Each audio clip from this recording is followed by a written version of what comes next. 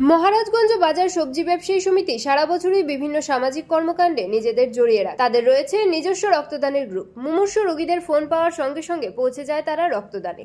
পাশাপাশি দুর্গাপূজায় বিভিন্ন বড় বড় ক্লাবগুলিকেও টেক্কা দিয়ে থাকে তারা। প্রতি বছরই তাদের পুজো মণ্ডপে দর্শক সমাগম হয় ভালো। এবছরও বড় মাপের প্যান্ডেল তৈরি করেছে তারা, পাশাপাশি প্রতিমাও হয়েছে দেখার মতো। এবার পুজোর 4 দিনেই তারা দর্শনার্থীদের জন্য রাখবে প্রসাদের ব্যবস্থা। ষষ্ঠীর দিন রয়েছে রাজ্যের মহিলাদের দ্বারা পরিচালিত বাংলা ব্যান্ড মেঘবালিকার পরিবেশনা। শেষ সময়ের প্রস্তুতি চলছে তাদের। ব্যুরো রিপোর্ট, ত্রিপুরা নিউজে। কর্মকাণ্ড থাকে এবছর কি রয়েছে কর্মকাণ্ড আপনাদের? এবার অন্যান্য বছরের মতন ছবি থাকবে এবং আমাদের পূজার পঞ্চমীর দিন উদ্বোধন।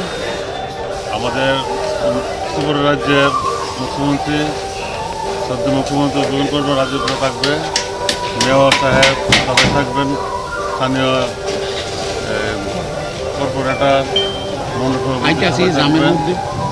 তারপর জগন্নাথ বাড়ির সাধনা দ্বারা আমাদের কীর্তন হবে, ইস্কন নৃত্য হবে। পরের দিন ষষ্ঠীর দিন আমাদের মেঘবালিকা ত্রিপুরা রাজ্যের সর্বশ্রেষ্ঠ বাংলা ব্যান্ড মেঘবালিকা তারা আমাদের এখানে সাংস্কৃতিক অনুষ্ঠান করবেন। 3-4 দিন সমানে আমরা সারা রাত্র প্রসাদ আরতি করতে থেকে সারা রাত্র প্রসাদ দেওয়া হবে। ফ্রাইড রাইস প্রসাদ কন্টিনিউ 4 দিন সময় দেওয়া হবে।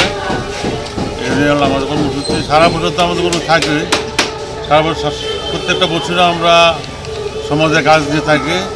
রক্তের বদন, রক্তের বন্ধন দুইটা সংস্থা আছে। আমরা ফোন করার পাশাপাশি আমরা মুমূর্ষু রোগীদের জন্য রক্ত বিতরণ করি। উৎসবের মতন আমরা ঝাঁপাইয়া করি রোগীর পাশে। বন্যা যে বিগত কয়েকদিন আগে যে বন্যা হয়েছে, আমরা বন্যা মানুষের পাশে আমরা ছিলাম। যখন যেটা দরকার জল ত্রাণ থেকে শুরু করে এবং মুখ্যমন্ত্রীর ফান্ডে আমরা কিছু অর্থ দিয়েছি। এটা আমরা সারা বছর থাকি।